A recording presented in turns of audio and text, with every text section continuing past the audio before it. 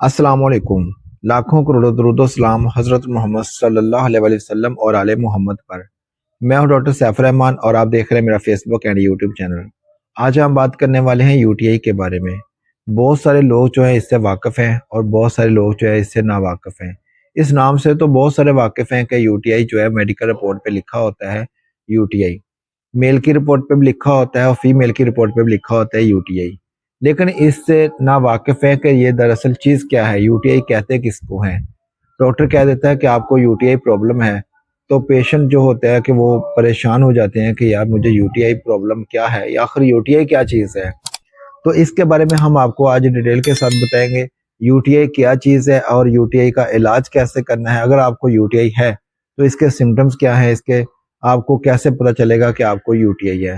UTI का मतलब है यूरिनरी ट्रैक इन्फेक्शन। इसको हम शॉर्ट में जो कह देते हैं कि यूटीआई।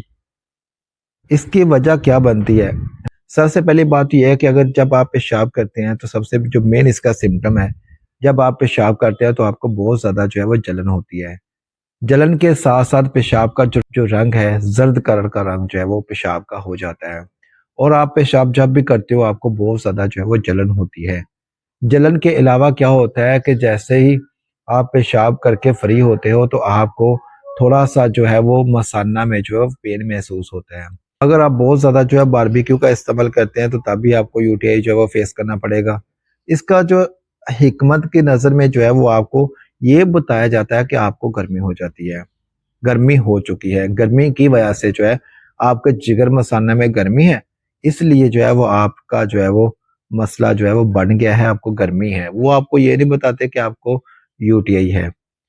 और सबसे जो कॉमन आजकल जो केसेस आ रहे हैं फीमेल में आ रहे हैं, जिस तरह के जैसे ही वो प्रेगनेंसी कंसीव करती हैं, जैसे ही प्रेगनेंसी होती है तो उसके बाद क्या करते हैं कि तकरीबन दूसरे या तीसरे माह जाकर जो है वो उनको यूटीआई प्रॉब्लम को जो है फेस करना पड़ता है। प्रेग्नेंट वोमेन्स हैं, अगर उनके पाँव पर स्वेलिंग होना स्टार्ट हो जाए तो समझ लीजिए कि उनका जो है यूटीआई प्रॉब्लम चल रहा है। मेन जो इसका सिम्टम है यूटीआई का, मेन सिम्टम है आपके पाँव पर जो है स्वेलिंग का हो जाना, स्पेशली प्रेगनेंसी के दौरान जो वुमन में होता है उसके लिए।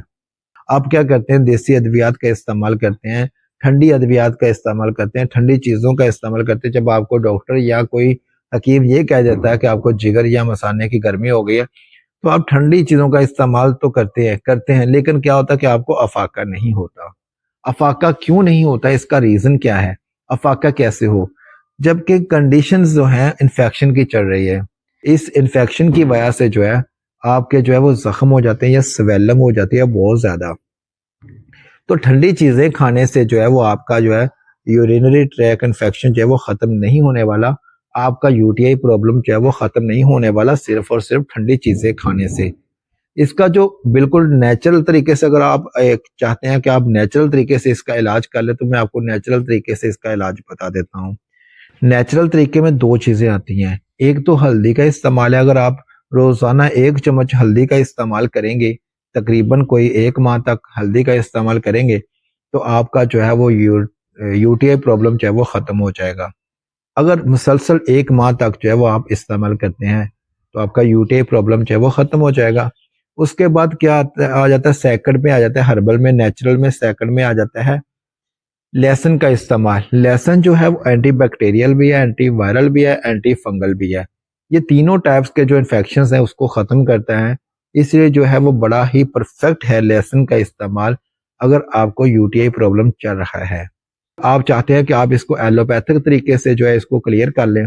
जो प्रेग्नेंट वुमेन्स हैं उनके लिए स्पेशली थोड़ा-सा अवॉइड करना पड़ता है ऐसी मेडिसिन से जिसकी वजह से जो है प्रेगनेंसी पे किसी किस्म का जो है इफेक्ट नहीं पड़े। ऐसी मेडिसिन से थोड़ा अवॉइड करना पड़ता है ताकि उनकी जो प्रेगनेंसी है, उनके पेट में जो बच्चा है, उसको जो है किसी किस्म का कोई मसला ना बने, उसका कोई नुकसान किसी तरह से ना हो। तो फिर ऐसा होता है कि बिल्कुल जो सेव एंटीबायोटिक्स हैं, उनका इस्तेमाल जो है वो किया जाता है। सेव एंटीबायोटिक में सबसे ज़्यादा जो है वो कॉमन इस्तेमाल होने वाला जो है कैरिसेफ, जैसा कि सेफेक्सिम साल्ट में। ये जो है वो कॉमन इस्तेमाल होता है जब भी वोमेन जो है वो प्रेगनेंसी के दौरान जो है उनको यूटीआई प्रॉब्लम बनता है, तो इसका इस्तेमाल इंतहाई ज़्यादा जो है वो इफेक्टिव है। इस दौरान प्रेगनेंसी के दौरान लहसुन का इस्तेमाल जो है वो ठीक नहीं है ज़्यादा, लेकिन आप जो है वो हल्दी का इस्तेमाल जो है वो नेचुरली जो है वो कर सकते हैं। तो बस मेरा इस मैसेज का, इस वीडियो का मकसद ये था कि आप, अगर आपको ऐसा प्रॉब्लम बनता है तो आप किसी डॉक्टर से रजू करें, ताकि आपको किसी अच्छी किस्म का जो है वो किसी भी तरह से एंटीबायोटिक के ज़रिए से जो है आपकी जो है वो इन्फेक्शन को जो ख़त्म किया जाए। अगर आप सिर्फ और सिर्फ ऐसी चीज़ों पे, टोटकों पे रहेंगे, तो ऐसा होता है कि बाज़ औक़ात किसी टोटके से थोड़ा बहुत अफ़ाका हो जाता है, लेकिन बाद में जो है वो प्रॉब्लम बन जाता है। इसका जो है वो बर वक़्त इलाज करवा लेना ही परफेक्ट है, वरना क्या होता है कि आपको आपको यूटीआई के साथ-साथ जो है वो किडनी प्रॉब्लम बनना भी शुरू हो जाते हैं। अगर आपको वीडियो अच्छी लगी है, तो हमारे इस चैनल को सब्सक्राइब कर दीजिएगा और बेल आइकन को प्रेस कर दीजिएगा, ताकि हमारी हर आने वाली वीडियो जो है वो आप तक बर वक़्त पहुँच रहे। आपसे स्पेशली रिक्वेस्ट है कि हमारे इस चैनल को सब्सक्राइब कर दीजिए, और अगर वीडियो अच्छी लगी है तो इसको लाइक भी कर दीजिए, और आपके ज़हन में अगर कोई सवाल है, तो वो सवाल जो है आप कमेंट बॉक्स में कर सकते हैं। हम आपके हर सवाल का जवाब देंगे। अपना और अपने बच्चों का रखिएगा बहुत सारा ख्याल, और हमें रखिएगा दुआ में याद। अल्लाह हाफ़िज़।